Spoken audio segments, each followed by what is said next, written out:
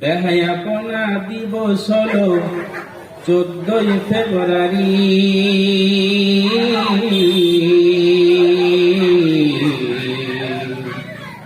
হীরার চেয়ে দামি জিনিস হারায় অনেক নারী। বুঝতে পারছেন? ভ্যালেন্টাইন ডে, ভালোবাসা দিবস। হ্যাঁ, বলে কোনোদিন ভালোবাসতে হয় না, 14ই ফেব্রুয়ারিতে ভালোবাসতে হয়। আহা, আর সব গাছতলায় নিয়ে গিয়ে ভালোবাসে না। বেহায়াপনা দিবস হলো, বেহায়াপনা দিবস হলো 14ই ফেব্রুয়ারি।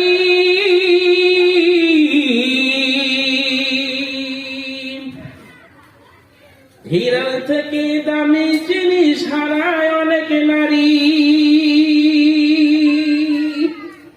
নারীর ইজ্জত হীরার থেকে মূল্যবান না? বুঝতে পারে না। দুষ্ট ছেলের মিষ্টি কথায়, দুষ্ট ছেলের মিষ্টি কথায় পড়ে নারী ফাঁদে। সব হারিয়ে অবশেষে বসে বসে কাঁদে। কাঁদে কিনা? আজকে টেলিভিশন, নিউজ পেপার, পত্রিকা আমরা দেখলেই বুঝতে পারবো কি বলে। আমার সঙ্গে এতদিন ধরে এই কাজ করেছে, এতদিন ধরে আমাকে প্রতারণা করেছে, এখন আর আমাকে চাই না। চাইবে কেন? এখন তো নতুন পেয়ে গেছে, তাই না? বুঝতে পারেন না? দুষ্ট ছেলের মিষ্টি কথাই, দুষ্ট ছেলের মিষ্টি কথাই পড়ে নারী ফাঁদে। সব হারিয়ে অবশেষে বসে বসে কাঁদে। প্রেমের নামে চলছে এখন, প্রেমের নামে চলছে এখন অশ্লীলতার ছোঁয়া।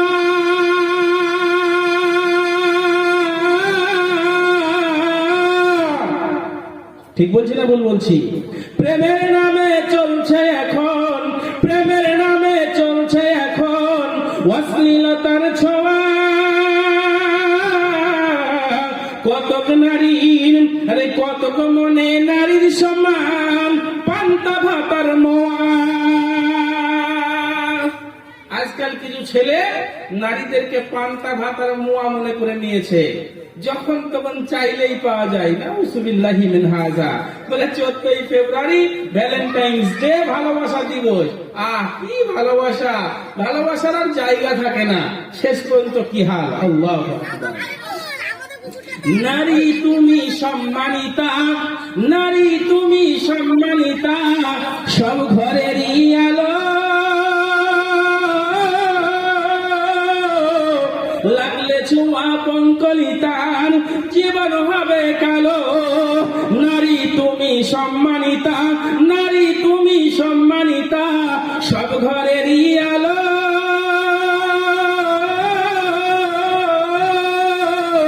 লাগলে ছোঁয়া পঙ্কলিতার জীবন হবে কালো।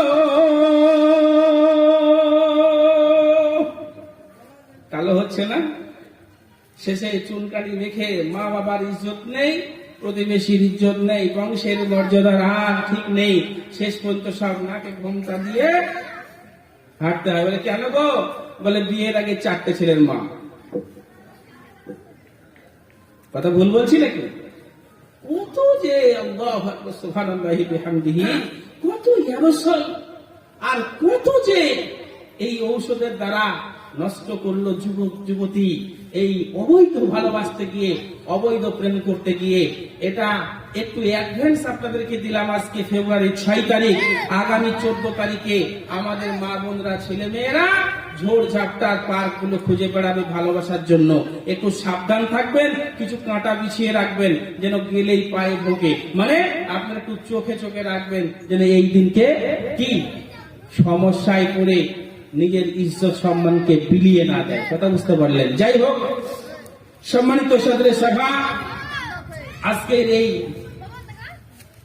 মহতী সভার যোগ্যতম সুযোগ্য অত্র এলাকার সুনামধন্য সাহেব সভাপতি মহাশয়, সেই সঙ্গে উপস্থিত নায়েবে রাসূল উলামায়ে কেরামগণ এবং আমার সম্মুখে বসে থাকা চাতক পাখির মতো চেয়ে থাকা আমার বাবা জীবন ভাইয়েরা, পর্দার আড়ালের পর্দানাসীনা, অবলা সরলা লজ্জাশীলা আমার মা ও বোনেরা, সমস্ত প্রশংসা, সমস্ত গণগান, গণকীর্তন, আরাধনা, বন্দনা, পূজা অর্চনা একমাত্র সেই আল্লাহ তাবারক ওয়া তাআলার নিমিত্তে, যে আল্লাহ তাবারক ওয়া তাআলার অশেষ কৃপায়, ভালোবাসায়, দয়ায়, মায়ায়, মমতায়, মহাব্বতে, প্রেম, প্রীতি, স্নেহে আজকে আমরা এখানে উপস্থিত হতে পেরেছি এবং এই মহতী সভায় উপস্থিত হয়ে মূল্যবান হাদিস ও কোরআনের আলোকে আলোচনা শুনতে পারছি। যিনি শোনার ক্ষমতা দান করলেন সেই আল্লাহর প্রশংসার জন্য বলে আলহামদুলিল্লাহ। অতঃপর শান্তির ধারা বিবর্ষিত হোক। এবার তোদের আজকে বিয়ে বাড়ি আমি জানি, তবে এইটা নয়, এটাই বাদামের দোকান রে। বা যা যা, খুশবি তো খস, না খুশবি তো বস। অতঃপর শান্তির ধারা বিবর্ষিত হোক মহাত্মা মহাপুরুষ মানব কুলের শিরোমণি আমার নবী, আপনার নবী নবী মুহাম্মদ রাসূলুল্লাহ সাল্লাল্লাহু আলাইহি সাল্লামের উপর অগণন শান্তি ধারা বিবর্ষিত হোক। আমরা সকলেই বলি আল্লাহুম্মা আমিন, আল্লাহুম্মা সাল্লি আলাইহি, আল্লাহুম্মা বারিক আলাইহি। সম্মানিত সুধী, আপনাদের এখানে আমার প্রায় আসা যাওয়া থাকে। আলহামদুলিল্লাহ, বিগত 4 বছর থেকে এখানকার প্রোগ্রামে আসছি। আলহামদুলিল্লাহ, আপনাদের ভালোবাসা, আপনাদের ভালোবাসার প্রাণ আমাকে নিয়ে আসেন আপনারা। জানি না গুনাহগারের কাছে কি আছে, কিন্তু আপনারা আহ্বান করেন, সেই আহ্বানে সাড়া দিয়ে এসেছি। তবে আজকে আমি আপনাদের সম্মুখে যে বিষয় নিয়ে আলোচনা করব বলে মনে করছি, বিষয়টি হচ্ছে কবর।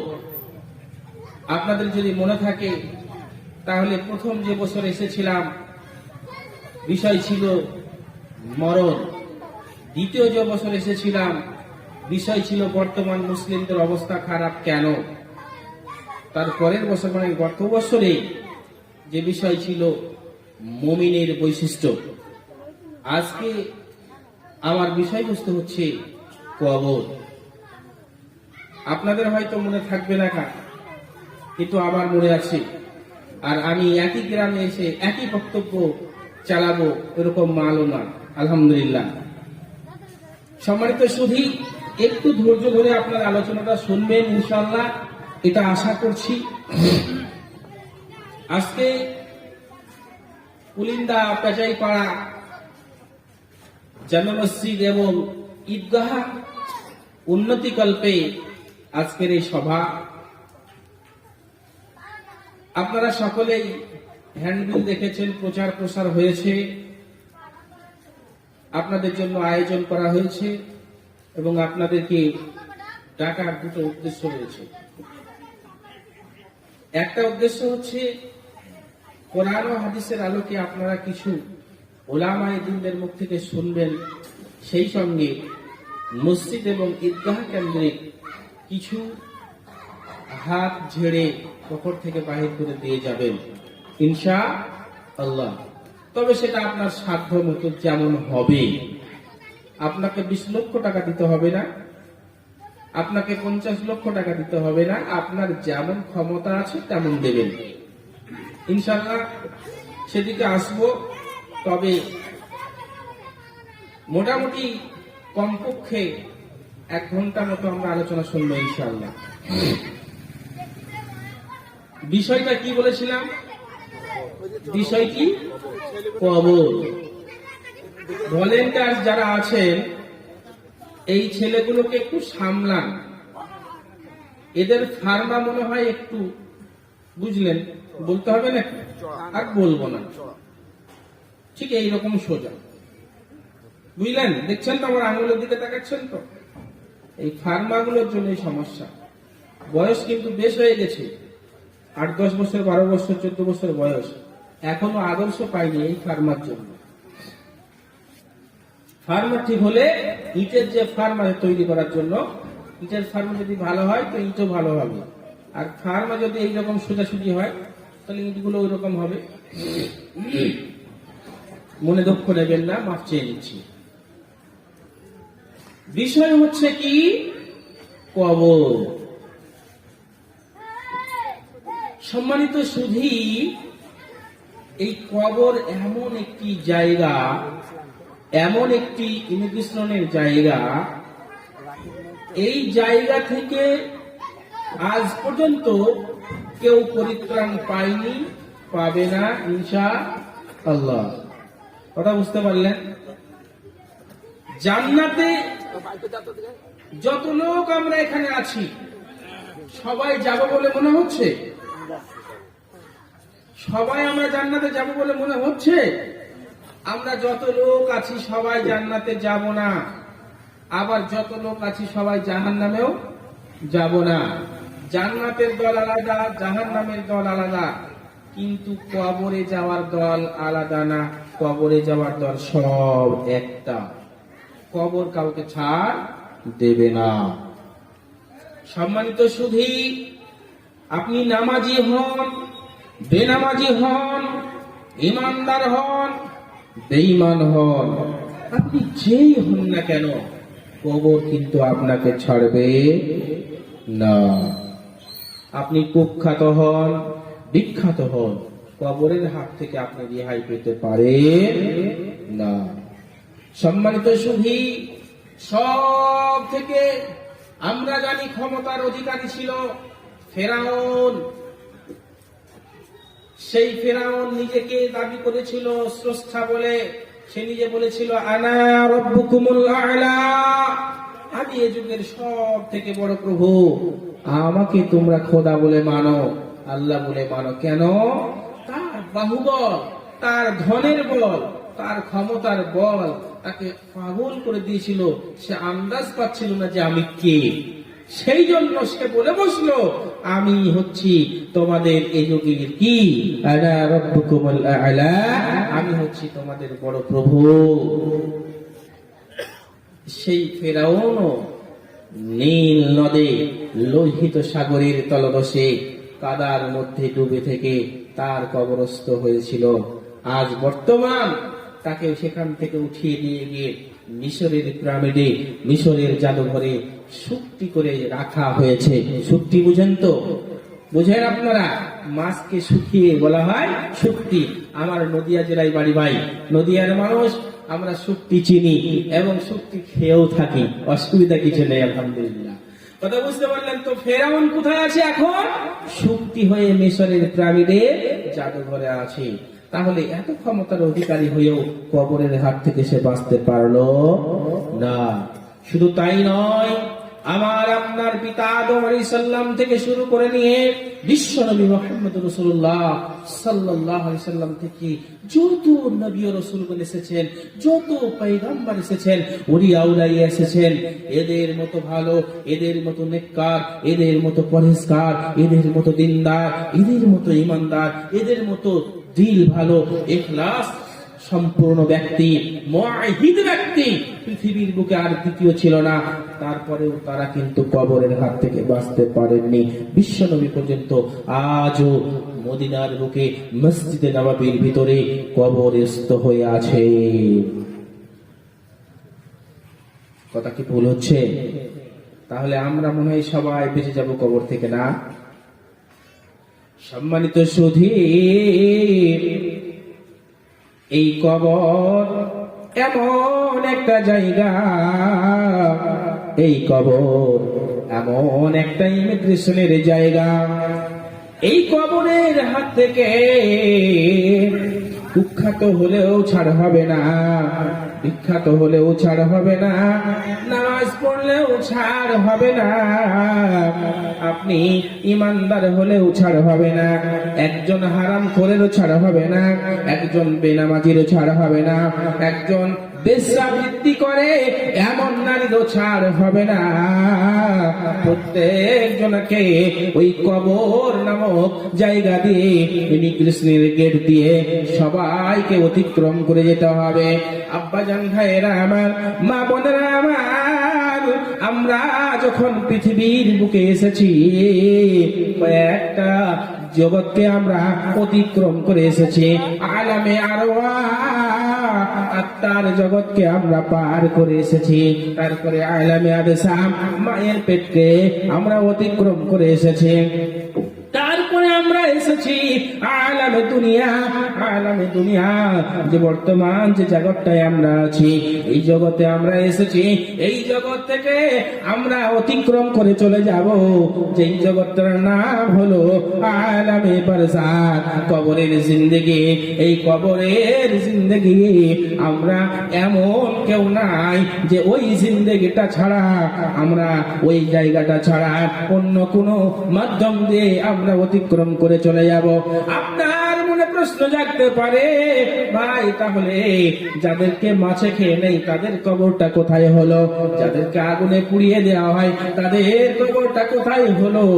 যাদেরকে উধাও করে দেওয়া হয়, গুম করে দেওয়া হয়, তাদের কবরটা কোথায় হলো? আপনার দিলে প্রশ্ন জাগতে পারে। সম্মানিত সুধী, বিশ্ব নবী মুহাম্মদুর রাসূলুল্লাহ সাল্লাল্লাহু আলাইহি সাল্লাম আলামে বারজাখ কবরে যে জিন্দেগির কথা বলেছেন, ওই কবরে মাটির নিচে ঢোকাটাই কবর নয়। মরার পরে যার যেভাবে আপনার মৃত্যুর পরের জায়গাটা গিয়ে পৌঁছে যাবে, কিয়ামতের আগ পর্যন্ত, কিয়ামতের আগে মুহূর্ত পর্যন্ত যেখানেই থাকবে, মাছের পেটে থাকুক না কেন, আগুনের মুখে পুড়ে ছাই হোক না কেন, পানির পেটে থাকুক না কেন, ওই জায়গাটাকেই আলামে বারজাখ, কবরের জিন্দেগি, কবরের জগৎ বলেছে। কথা বুঝতে পারলেন? সম্মানিত সুধী, এই কবর কেমন জায়গা একটা উদাহরণ আপনাকে দেব। দেওয়ার পরে আমি আয়াতের ব্যাখ্যায় চলে আসব, হাদিসের ব্যাখ্যায় চলে আসব। সম্মানিত সুধী, আমরা হচ্ছে ইন্ডিয়ার লোক, ভারতবর্ষের লোক। গোটা ভারতবর্ষে যদি আমরা সফর করি, কোন জায়গায় আপনার আমার চেক হবে না, হবে না। গোটা ভারতবর্ষের যে কোনো রাজ্যে, যে কোনো ডিস্ট্রিক্টে আমি আপনি ভ্রমণ করব, কোনো সমস্যা থাকবে না। কিন্তু যখন আমি আপনি এই ভারতবর্ষটাকে অতিক্রম করে, বর্ডার ক্রস করে আমার আপনার পার্শ্ববর্তী দেশ, পড়শি দেশ, ওই দেশ বাংলাদেশ, পাকিস্তান বলেন না কেন, আর অন্যান্য রাষ্ট্র বলেন না কেন, যখন আপনি আমাদের এই দেশটাকে অতিক্রম করে 0 পয়েন্টকে অতিক্রম করবেন, বর্ডার ক্রস করবেন, ওই জায়গাতে আপনার চেক হবে। আপনি মনে করুন বাংলাদেশ যাবেন, তো আমি নদিয়ার মানুষ, বাংলাদেশ গেছি। বাংলাদেশ যাওয়ার জন্য আমার সহজতর বর্ডার হলো বনগাঁ বেনাপুল বর্ডার।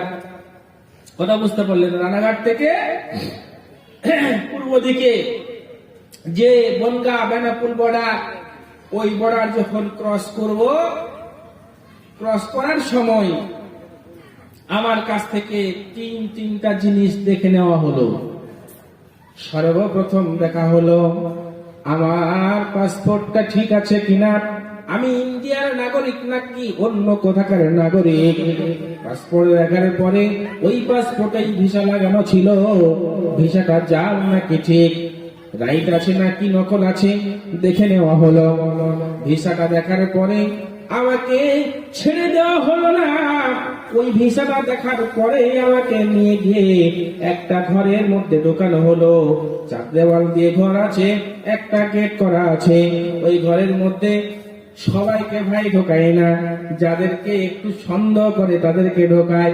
আর আমাদের তো সন্দেহ করবেই, কেন যুবক ছেলে, আবার বড় বড় দাড়ি, কি ব্যাপার, আবার যাবে বাংলাদেশ পাড়ি, তার মানে একে তো ভালো করে চেক করতে হবে। এখন বড় দেশে ওই যে আমার ভাই মুদাসসির সাহেব প্রথমেই বলছিলেন, মুসলিম দাড়িওয়ালা মানে, যুবক দাড়িওয়ালা মানে, টাকনোর উপরে প্যান্ট পরা মানে ও হয়তো জঙ্গি কিছু হবে, ও হয়তো আল কায়দার কেউ হবে, ও তো নকশাবন্দির কেউ হবে, কেউ না কেউ আছে, কেউ না কেউ যুক্ত থাকতে পারে। ওর নারী নক্ষত্র ভালো করে চেক করে নেওয়া। বন্ধুরা আমার, ওই ঘরের মধ্যে ঢুকিয়ে আমার ব্লেজারকে খুলে দেওয়া হলো। ব্লেজার খুলে দেওয়ার পর আমি মনে মনে করলাম, বদমাশরা হয়তো শেষ পর্যন্ত ছোট প্যান্টটাও রাখবে বলে মনে হয় না। বন্ধুরে আমার, উপর থেকে নিচ পর্যন্ত এক এক করে সব চেক করলো। চেক করার পরে কিছুই যখন পেল না, তখন আবার বললো, এবার ড্রেস আপনি পরে নেন। ড্রেস পরে নিলাম, নেওয়ার পরে এবার আমাকে বর্ডার ক্রস করে দেওয়া হলো। আমি 0 পয়েন্ট পার করে আমি চলে গেলাম। বর্ডার পার করে ওপারে যখন পৌঁছে গেলাম, যাওয়ার পরে আমার জন্য গাড়ি রেডি ছিল, আমি যাব গাজীপুরে। গাজীপুরে আমার প্রোগ্রাম ছিল। বন্ধুরে আমার, বর্ডার পাস করে গাড়িতে চেপে গেলাম। আমি সাতক্ষীরা ডিস্ট্রিক্ট অতিক্রম করলাম, গাজীপুরে গেলাম, গাজীপুর প্রোগ্রাম সারলাম। তারপরে সাতক্ষীরায় ফিরে এসে প্রোগ্রাম করলাম, ঢাকাতে প্রোগ্রাম করলাম, কুমিল্লায় করলাম, চট্টগ্রাম করলাম। বন্ধুরে আমার, আর কোন জায়গায় আমাকে চেক করা হলো না, ধরা হলো না।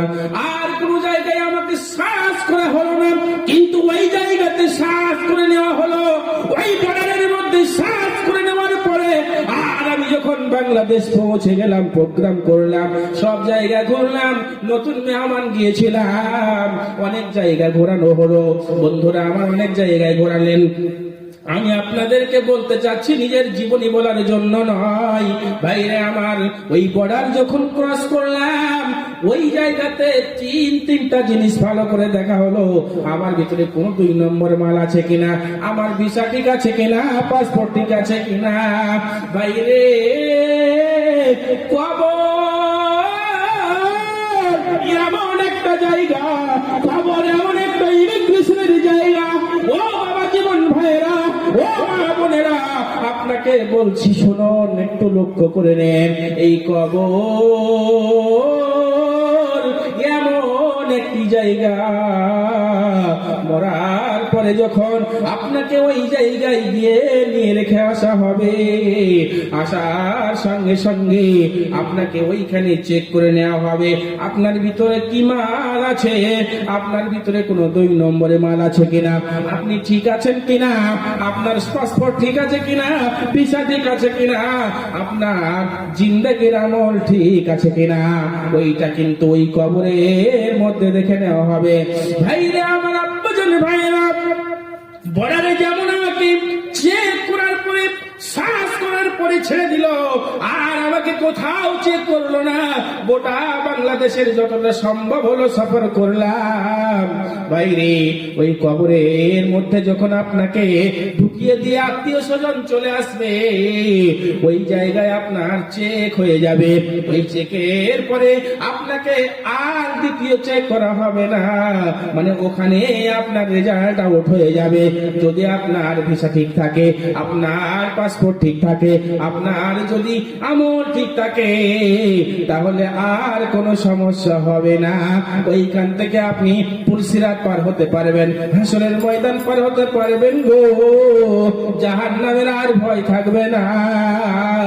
আপনি জাহান্নামের ময়দান ঘুরে আসেন, কোনো সমস্যা নাই, ওখানে আর চেক করা হবে না, পুলসিরাতের রাস্তায় আর চেক করা হবে না, কিয়ামতের মাঠে আর চেক করা হবে না। কবরে আপনার চেক হয়ে গেছে। কথা বুঝে এসেছে? ভয় থাকবে না। তবে বর্ডারে টাকা মারলে, ঘুষ মারলে, রাজনৈতিক নেতা বড় থাকলে 2 নম্বর মাল পাস করা সম্ভব, কবরেও মনে হয় সম্ভব না। সম্ভব নয়। এক খেপা বুঝলেন, ও গরিব মানুষ করবে কি, অনেক মেহনত করে, খাটাখাটনি করে, স্ত্রীর জন্য বড় শখ করে একটা গহনা কিনেছে, বুঝলেন। খেপা মানুষ তো, বউকে ভালোবাসে, গহনা কিনে সবকে বলছে আর দেখাচ্ছে, দেখো আমি আজকে সব পূরণ করে নিয়েছি। বলে কি রে খাপা, কি পূরণ করলি? তো বলে আমার বউয়ের জন্য আমি একটা গহনা কিনে নিয়ে এসেছি, আজ আমি আমার বউকে পরাবো। বুঝলেন? পাড়ার সব লোক জেনে গেছে যে খাপা একটা গহনা কিনেছে। ভাড়া ঘর বাড়ি নাই, চুরি নাই, কোথায় বউ রাখে তাই ঠিক নাই, গহনার কোথায় রাখে। বুঝলেন? হলো কি, সব যখন জেনে গেছে, ওই জায়গাতে হিরোইন করেছিল চোর। ওদের যখন নেশা জাগে, মায়ের কানের গহনাটাও চুরি করে নিয়ে পালিয়ে যায়। ভাই, টাকা না থাকলে করবে কি? ও দেখলো খ্যাপা যখন আজকে গহনা কিনেছে, কোথায় রাখে দেখা যাক। ও আপনার করলো কি, ওই খ্যাপার স্ত্রীর গহনাটা বড় শখ করে নিয়ে এসেছিল, ওটা চুরি করে নিয়ে পালিয়ে গেছে। খ্যাপা সকালবেলায় উঠে বলছে, হাই হাই, হলো কি, আমার স্ত্রীর গহনা নাই, শখ করে নিয়ে এলাম। ও আর ছুটতে লাগলো, ছুটতে ছুটতে যাচ্ছে। যখন মানুষ বলছে কোথায় যাবি বল, কোথায় যাবি বল, মানুষ মনে করছে হয়তো থানায় যাবে, তারাই গিয়ে ইনফরমেশন করবে যে আমার চোর ধরে দাও। কিন্তু ও থানায় না গিয়ে করছে কি, কবরস্থানে গিয়েছে। কবরস্থানের পাশে গিয়ে কবরের পাশে বসে বসে ডুকরিয়ে ডুকরে কাঁদছে, দুটি হাত তুলে দিয়েছে। সবাই বলছে আশ্চর্য খ্যাপা, এর মতো বড় খ্যাপা আর কেউ নাই, আছে? আরে গহনা চুরি হয়ে গেছে, থানায় যাবি, থানায় যাবি বা মরলদেরকে বলবি বা চোরের পিছনে খুঁজবি, তা বাদ দিয়ে তুই কবরস্থানে গিয়ে কবরের কাছে বসে বসে কাঁদছি। তোর মতো খ্যাপা কেউ আছে? পাড়ার দাদু কি বলছে, দাদু, ও দাদু ভাই, আরে খ্যাপা হয়ে গেলে নাকি একবারে স্ত্রী শোকে।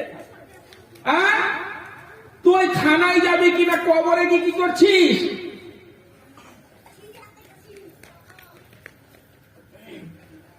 তো বলছে ভাই, খ্যাপা কি আমি না তুমি?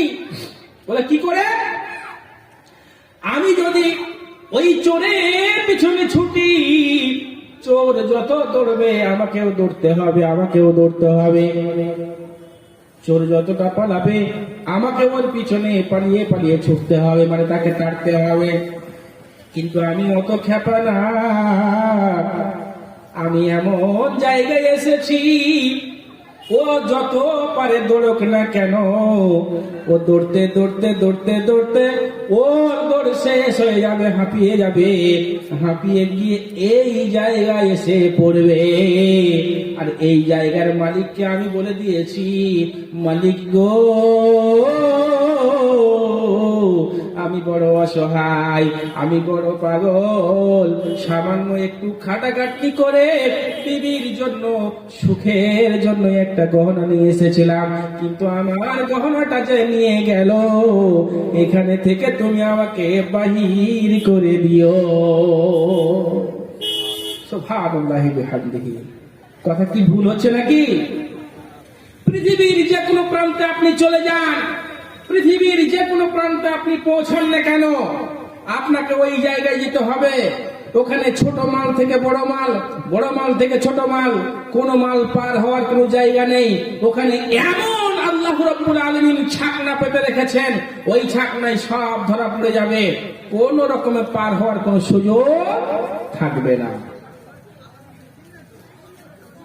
সম্মানিত সুধীর, এবার আপনাকে বলি, বিশ্ব নবী মুহাম্মদুর রাসূলুল্লাহ সাল্লাল্লাহু আলাইহি সাল্লামের একজন প্রিয় সাহাবার কথা, যিনি তেমন সাহাবা ছিলেন না, যেমন তেমন সাহাবা ছিলেন না।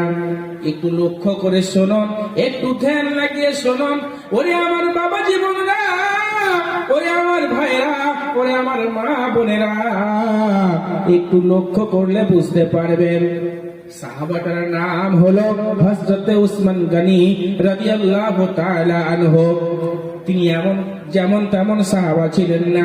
বিশ্বনবী ওই হযরত উসমানের ব্যবহারে খুশি হয়ে ওর সঙ্গে দুইজন কন্যার বিবাহ দিয়েছিলেন। একটা মারা যাওয়ার পরে আবার একটার সঙ্গে দিয়েছিলেন, যার জন্য তার উপাধি, যার জন্য তার লকাব ছিল জিন্নারাইন। শুধু তাই নয়, বিশ্বনবী মারা যাওয়ার পরে গোটা বিশ্বের তিনি খলিফাতুল মুসলিমিন হয়েছিলেন, প্রাইম মিনিস্টার হয়েছিলেন।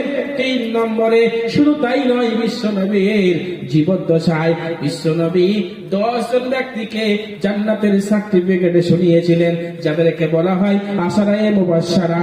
ওই 10 জন জান্নাতি সার্টিফিকেট প্রাপ্ত ব্যক্তিদের মধ্যে হযরত উসমান গনি রাদিয়াল্লাহু তাআলা আনহু উনি 3 নম্বরে ছিলেন। উনি যেমন তেমন সাহাবা ছিলেন না ভাই মারে আমার। কিন্তু যখন উনি কোন কবরের পাশ দিয়ে যেতেন, কবরস্থান যখন দেখতেন, কোন মাইয়া যখন চোখের সামনে আসতো, অঝোর নয়নে কাঁদতেন, দু চোখ দিয়ে পানি পড়ে যেত, দু চোখ দিয়ে ঝরঝর করে আপনার অস্ত্র প্রবাহিত হতো। সাহাবায়ে কেরামরা জিজ্ঞেস করতেন, সাথী ভাইরা জিজ্ঞেস করতেন, বলতেন ভাই উসমানেরা, আপনার সামনে জাহান্নাম নিয়ে আলোচনা করলে এত কাঁদবেন না, কিয়ামতের মাঠ নিয়ে আলোচনা করলে এত কাঁদবেন না, হাসরের ময়দান নিয়ে আলোচনা করলে এত কাঁদবেন না। কিন্তু কবর নিয়ে কি এত আপনার হয়?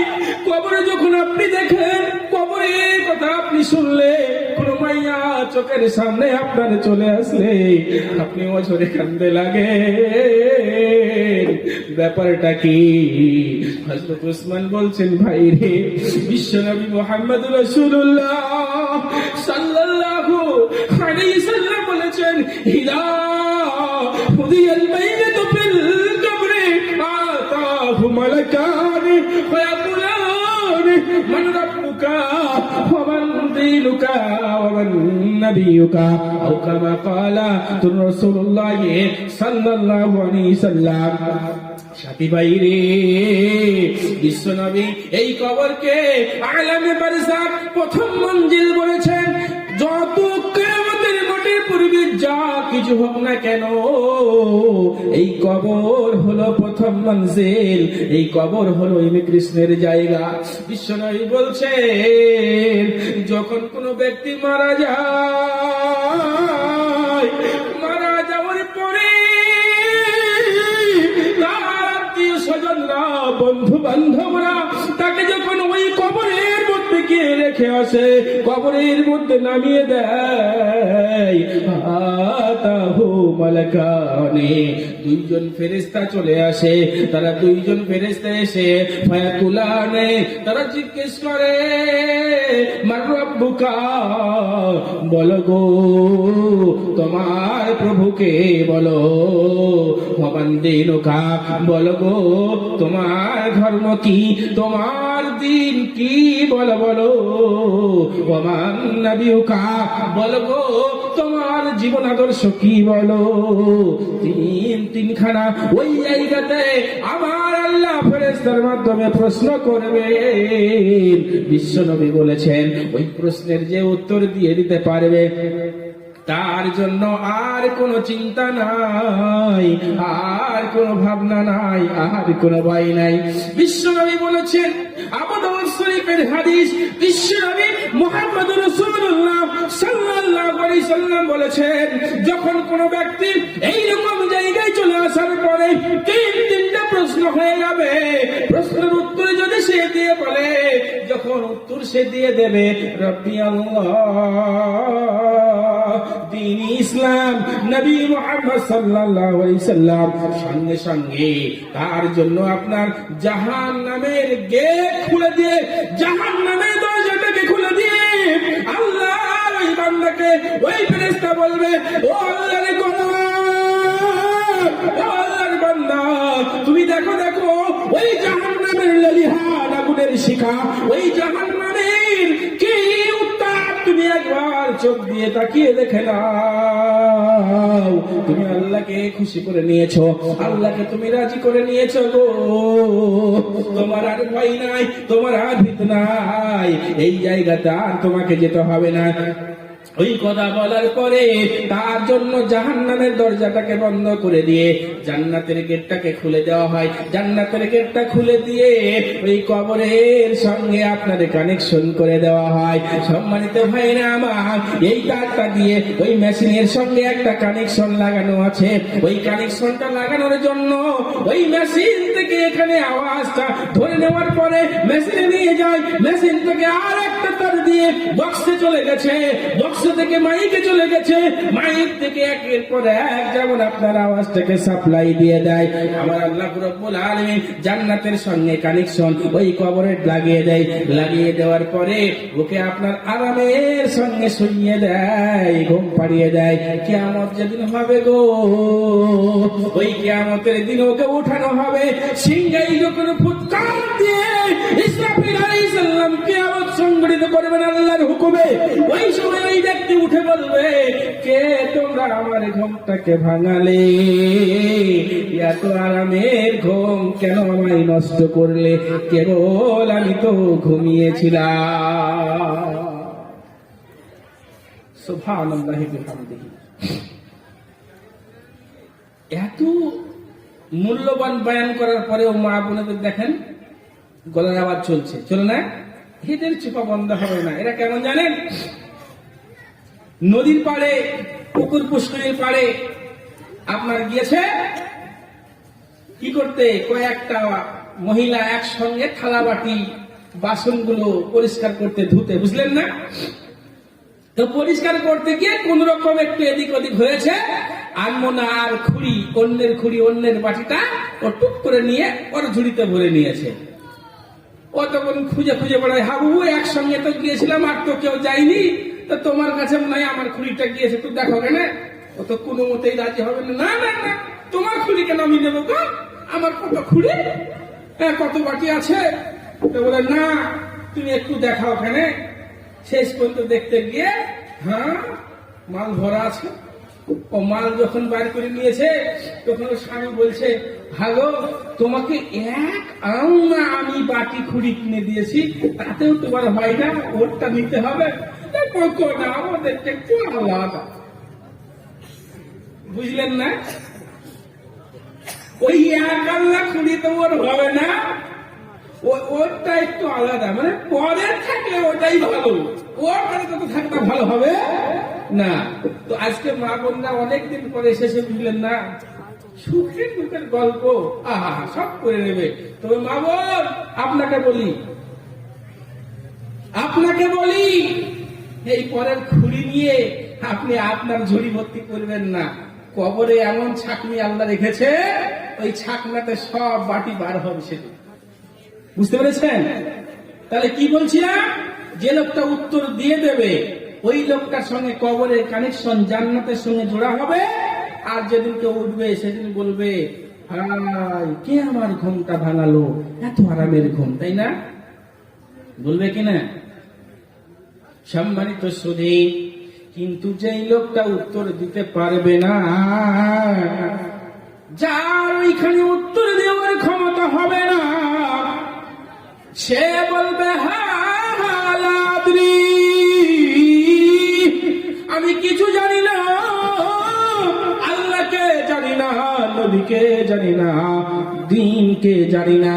এই কথাটা বলার সঙ্গে সঙ্গে আমার আল্লাহর হুকুমে, অর্ডারে জান্নাতের গেটটা খুলে যাবে, জান্নাতের দরজাটা খুলে যাবে। দিয়ে ওই ব্যক্তিদেরকে বলা হবে, ও আল্লাহর বেঈমান বান্দারে, ও আল্লাহর দুশমন, তোরা দেখ দেখ আমার আল্লাহর নিয়ামত জান্নাত দেখে নে, তোদের জন্য চিরতরে হারাম হয়ে গেল। আর এই জান্নাতে তোরা যেতে পাবি না, যেতে পাবি না, যেতে পাবি না। জান্নাতের গেটটা বন্ধ করে দিয়ে এবার আপনার জাহান্নামের সঙ্গে ওর কবরের কানেকশনটা লাগিয়ে দেওয়া হয়। সম্মানিত ভাইরা, আমার আব্বা জানেরা, ওই জান্নাতের কানেকশন নাই, জাহান্নামের কানেকশন যখন তার কবরে ঢুকিয়ে দেওয়া হয়, ওই লোকটার জন্য অনন্তকাল তো দূরের কথা, একটা মুহূর্ত, একটা সেকেন্ড ওই কবরে কেমন কাটবে আপনাকে বলি। এবার শুনুন,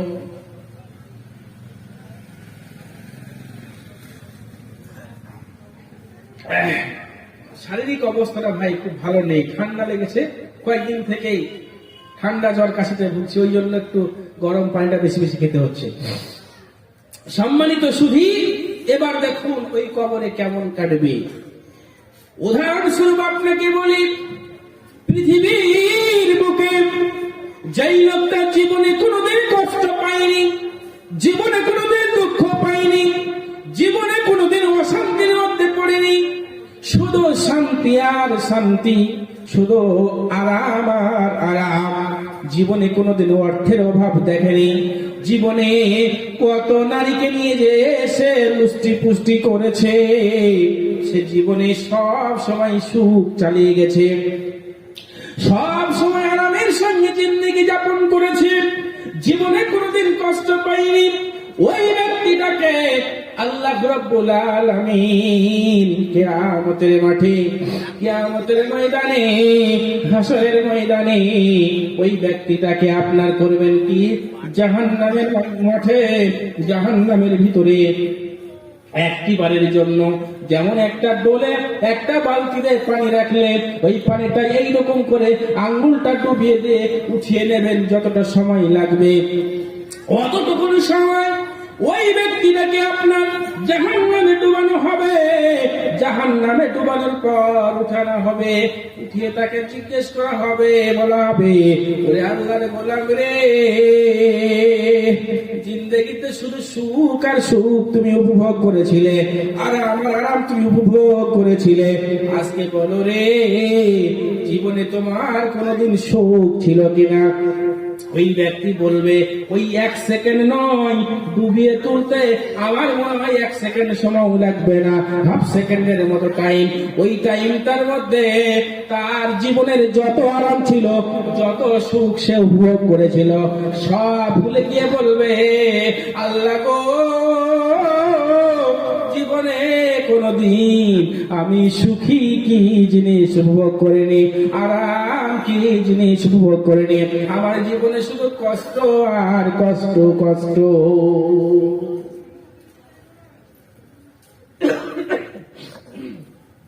তাহলে কতক্ষণ? Half second. কতক্ষণ? হাফ সেকেন্ডে জিন্দেগির সব সুখ ভুলে গেছে, শেষ হয়ে গেছে।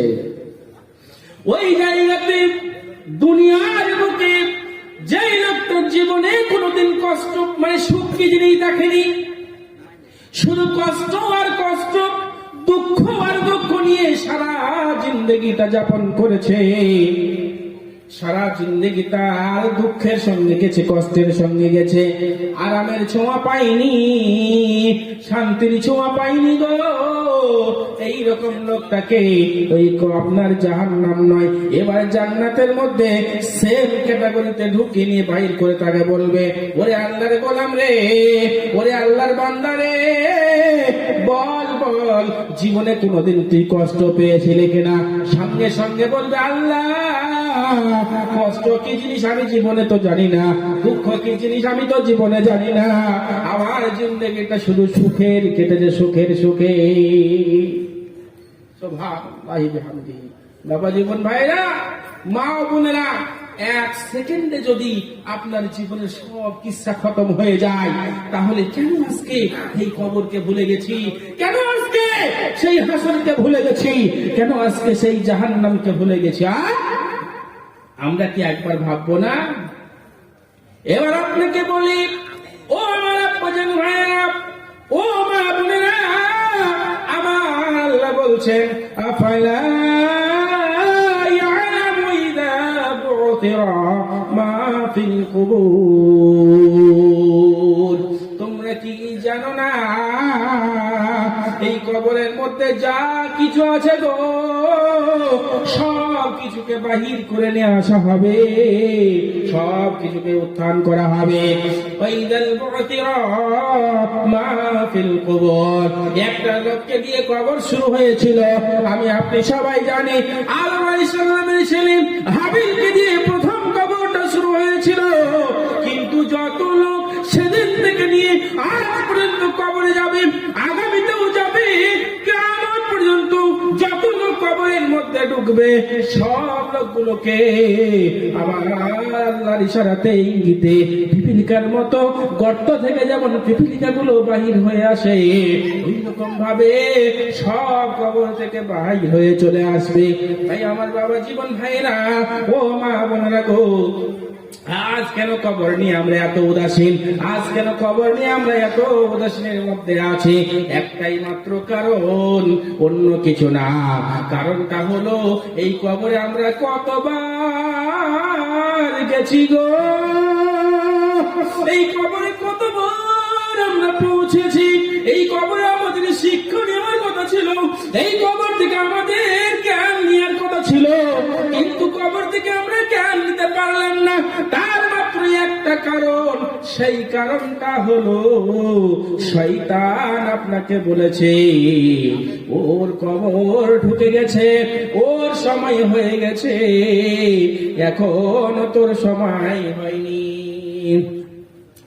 এখনো তোর সময় হয়নি, ওর সময় হয়ে গেছে, ওর সময় শেষ হয়ে গেছে, তাই ও কবরে পৌঁছেছে, এখনো তোমার সময় হয়নি। তুমি এখন জীবনে যা কিছু করার করে নাও, যা কিছু করার তুমি করো। এই কথাটা শয়তান আমাকে আপনাকে ধোকার মধ্যে রেখেছে। কথা কি ভুল হচ্ছে নাকি?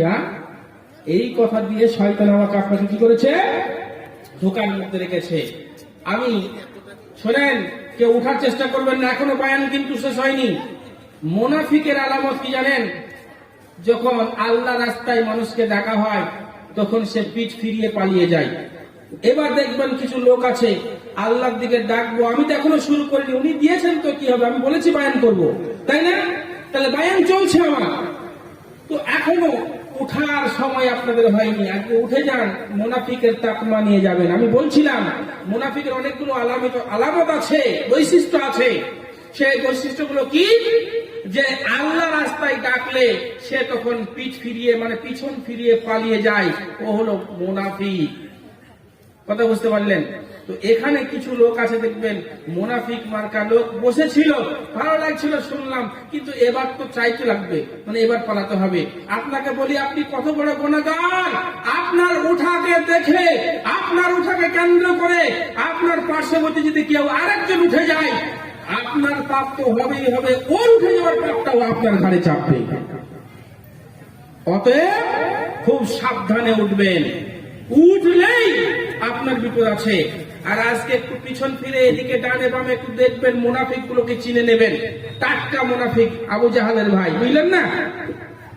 যে উঠবে দেখবেন ধরে চেপে ধরে বসিয়ে দেবেন, না বসলে দুকিল লাগাবেন, তারপরে যা হবে কেস কাছের আমি দেখবো, বুঝলেন?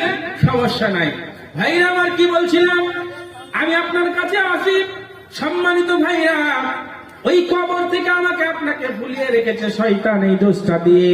একটা উদাহরণ ভালো করে শোনেন, একটা উদাহরণ দেব, একটা কোরআনের আয়াত বলবো, বলার পরে যদি আপনার মগজে কিছু ঢুকে, জানবো আপনি আজকে কিছু নিতে পারলেন, আর যদি কিছু না ঢুকে, জানবো আপনার জন্য দেখে আর হয়তো হবে কিনা। কেন?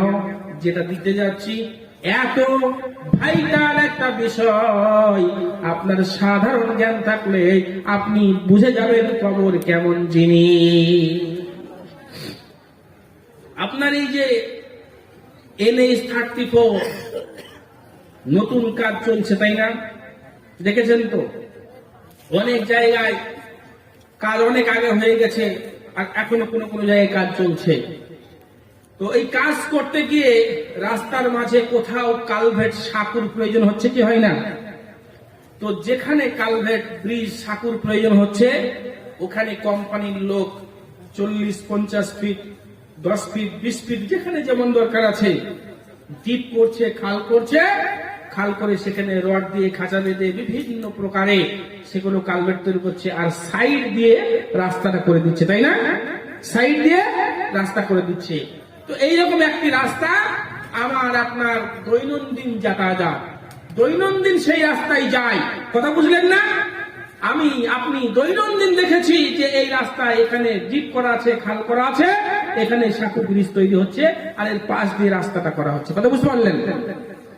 সম্মানিত সুধী, তো এই যে পুলিন্দায় জালসা হচ্ছে, তো ওদিকে আপনার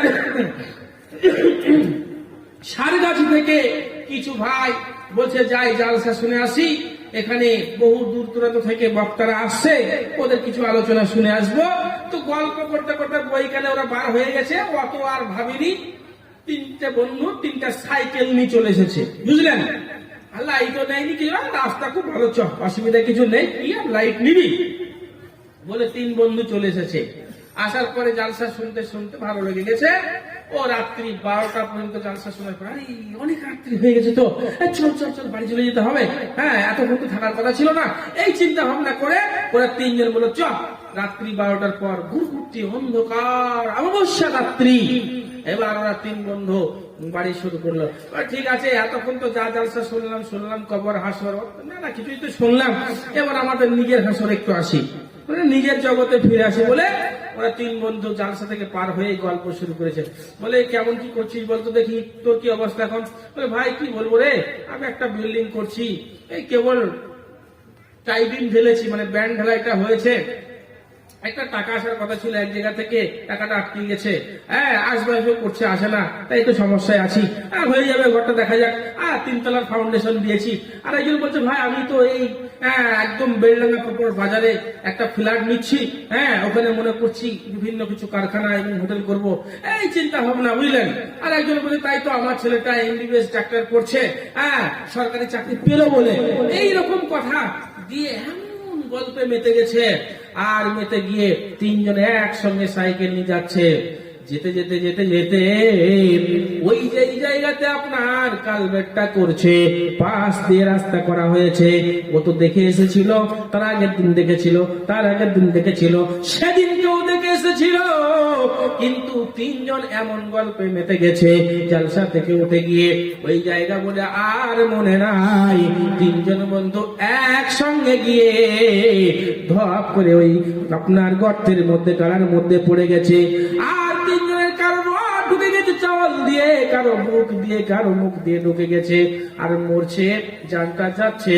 আর ওই মুহূর্তে বলছে হাই, এই রাস্তা দিয়ে কতদিন গেলাম, কতদিন দেখলাম যে এই জায়গায় কালভেট করছে, পাশ দিয়ে রাস্তা ছিল, কিন্তু ভুলে গেলাম ওইখানে মনে করে আর লাভ আছে। ভাইরে আব্বাকে রেখে এসেছি, একদিন গিয়েছি, প্রতিবেশীকে রেখে এসেছি, একদিন গিয়েছি, বন্ধুকে রেখে এসেছি, একদিন গেছি, মাকে রেখে এসেছি, একদিন গেছি, দাদিকে রেখে এসেছি, একদিন গেছি, কত বন্ধুকে রেখে এলাম, কত আত্মীয় স্বজনকে রেখে এলাম, ওই কবরে গেলাম, কিন্তু কবর নামক জায়গাটা চিনতে পারলাম না। যেদিন আমি আপনি মরার পরে ওই কবরে গেছি, তখন মনে হচ্ছে এই কবরে কতদিন এসেছিলাম, আজকে যে আমার শেষ আশা আসতে হবে এটা আমি ভুলে গিয়েছিলাম। আমার আল্লাহ বলছে আল্লাহ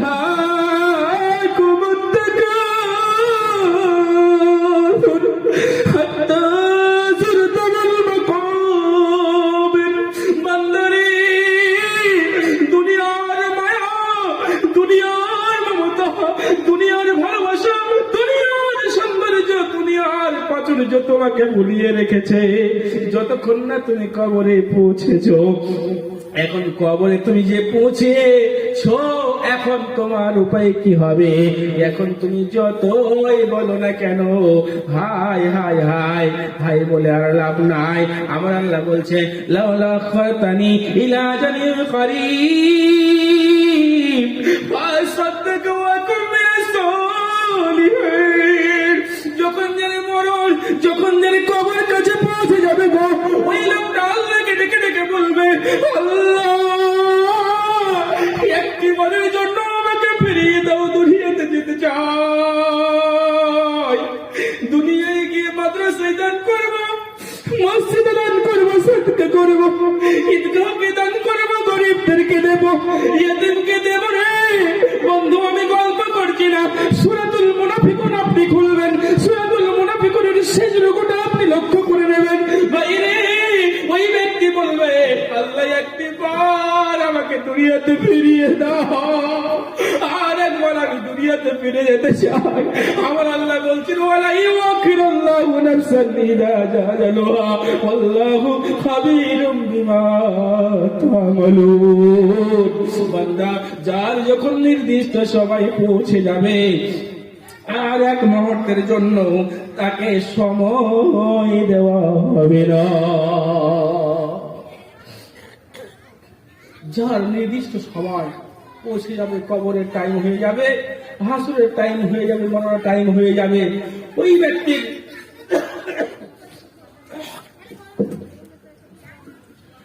ব্যক্তির এক মুহূর্ত আর সময় দেওয়া হবে না। যেদিন হবে মরণ ঘর ছুটিবে তখন বুঝিতে পারিবে কবরের জ্বলন। বলিবে ছেড়ে দাও, ছেড়ে দেবে না,